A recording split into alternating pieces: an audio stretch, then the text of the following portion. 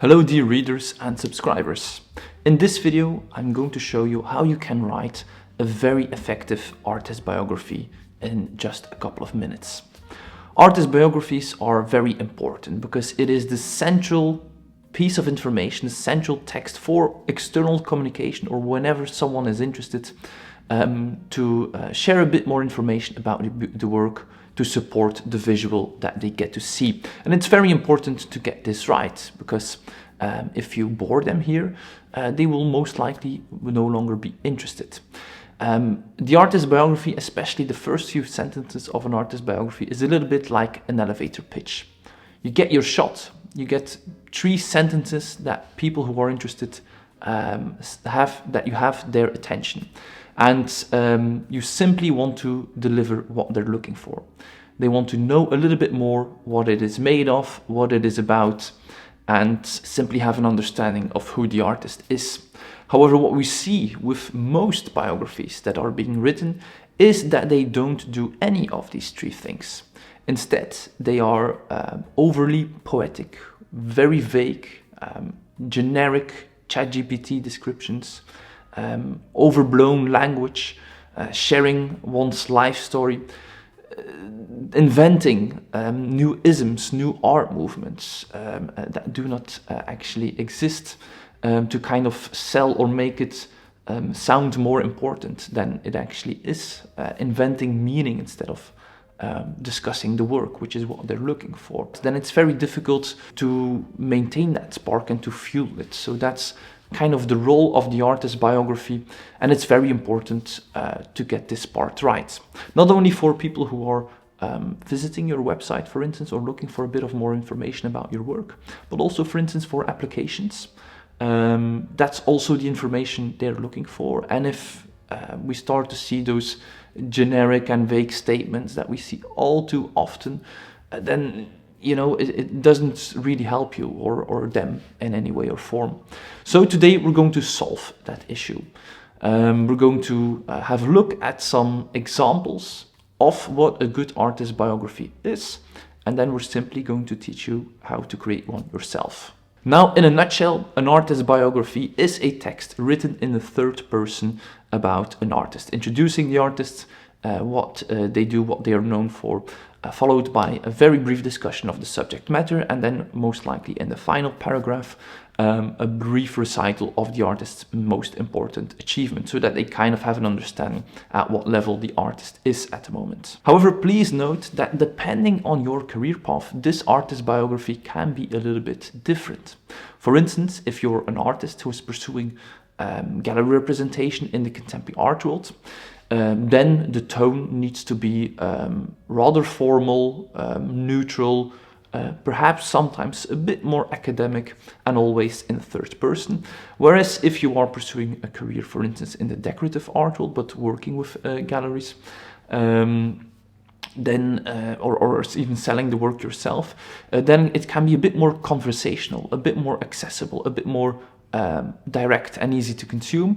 And then if you are, for instance, an artist who is only selling directly through the webshop in a very accessible manner, very accessible art, something that is very decorative and affordable, then you can definitely write the artist biography in the first person as well, which is because you're allowed to be a bit more personal. Getting the tone right is very important, and to understand the tone, it really helps to read a couple of examples. So perhaps let's start with doing just that. I randomly browsed onto David Zwirner's website, had a look at Sasha Gordon, whose work I really enjoy. And here you can see that the first paragraph, which is the most important one, it's what we'll start reading, does exactly what one expects of an artist's biography. In her luminous and hyper-realistic paintings, Sasha Gordon often renders her own likeness, conveying the self and its many guises through translucent layers of oils in electric hues. Executed with technical precision and rigor, the artist's visceral compositions treat her own corporal form as a kind of unorthodox avatar that communicates subjective psychological experience. So in just 2 sentences, we know that these are hyper-realistic paintings, so figurative paintings, translucent layer of oil, so we know it's oil painting, electric hue, so we know it's a very vibrant visual language, technical precision, so it's more precise and calculated rather than expressive, and then also a little bit more about the subject, so her own likeness, and also the subject matter, the subjective psychological experience. So this is a very good example of exactly what the artist's biography should do in that very first paragraph. Another artist biography from another artist that I really like at Hauser and Wirth, Nicolas Party. Born in Lausanne in 1980, Party is a figurative painter who has achieved critical admiration for his familiar yet unsettling landscapes, portraits and still lifes that simultaneously celebrate and challenge conventions of representational painting. His works are primarily created in soft pastel, an idiosyncratic choice of medium in the 21st century, and one that allows for exceptional degrees of intensity and fluidity in his depictions of objects, both natural and man-made. Transforming these objects into abstracted, biomorphic states, Party suggests deeper connections and meanings. His unique visual language has coalesced in a universe of fantastical characters and motifs where perspective is heightened and skewed to uncanny effects. Once more the same elements: who he is, what he does, a figurative painter, depicting landscapes, portraits, still lifes, using soft pastels, so the actual materials, and then also a little bit the visual language, abstracted biomorphic shapes, suggesting something deeper and the uncanny. We conclude with another example at Lisson Gallery with Fred Sandback.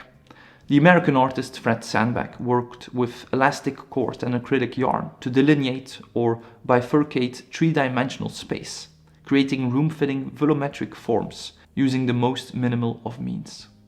By stretching single strands of yarn point to point to create geometric figures, Sandback's near-intangible objects nevertheless amounted to precise and subtle delineations of pictorial planes and architectural volume. So here once more the artist is introduced, describe what materials are being used and what the artist does with it, what he achieves with it.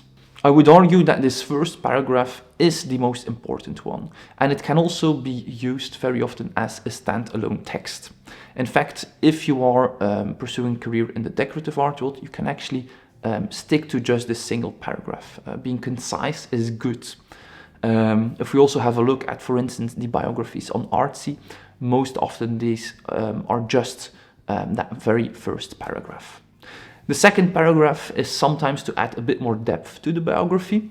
Here some individual works can be discussed and some important series, or dig a little bit deeper in the subject matter. But very important with discussing subject matter is do not invent meaning when it isn't necessarily there. Don't feel like you're obligated to have this deeper meaning in the work. If it's a material inquiry, mention that it's a material inquiry. If it's a process-based practice, mention that it's a process-based practice without inventing some philosophical narrative that isn't there. And also important, try to keep it a little bit more open-ended. Very often artists feel like they have to answer all the questions, say the art is about this or the art is about that. The art is what it is, and it can be ambiguous, and the viewer can see something in it for themselves. So keep it open. It's sometimes better to hint at possible analogies for interpretation than giving a definitive interpretation, and that needs to be adopted by the reader. Because if that does not correspond with what they were intrigued by and got them to read that text, then it can actually be kind of a turn-off in a certain way. The third paragraph is the most boring one, and I would only recommend using this paragraph if you're pursuing a career in the contemporary art world. And sometimes in the contemporary art world with very established artists, this is the only paragraph they use to be a bit more elusive and mysterious, which is where they recite important biographic information, their professional background and education, which important exhibitions they did, in which collections they featured, what awards they have won, what residencies they participated in, or what publications they have. Now, if you do not have a lot of notable biographic information in terms of exhibitions and collections, then perhaps it is better for now to omit this part. Now, how to create one? Very simple. You can use the structure that we have discussed here and is visible on screen. You can use some of the examples or other examples you can find at other galleries as a benchmark or a reference. Many people also ask me, can I use ChatGPT to write my artist biography? And the answer is yes and no. No, if you simply ask it to write it about your work and don't give it any original information whatsoever, then it will just result in very vague generic statements, and ChatGPT has also a language that is very recognizable.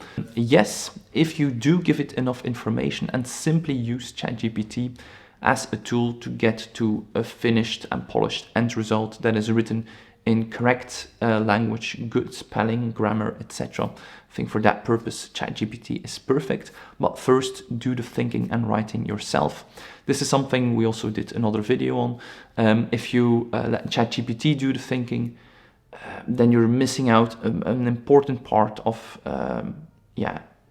thinking about your own work and being in control of the narrative that circulates and is associated with your work, because this text is what will circulate and will be read. We actually use ChatGPT in our artist biography generation tool. So this is another way to generate this biography. I will link to it in the description below, which is actually simply asking what information you should give ChatGPT, and then with a prompt we can create a text that just does exactly what an artist biography needs to do. So those are the main options. If you do not have an artist biography yet, this is your call to create one. If you have an artist biography, critically reflect upon the key mistakes and the structure that we've discussed in this video, and if it lives up to that expectation. And then also I warmly invite you to have a look at our other tools at our advice for artists section at contemporaryartissue.com. We have a complete bundle with at the moment 13 tools. Thank you so much for tuning in today. Feel free to watch our video that discusses writing and art further, the power of writing, or why all artists should write about their work next. Support us on Patreon, and please consider subscribing to stay posted for more contemporary art.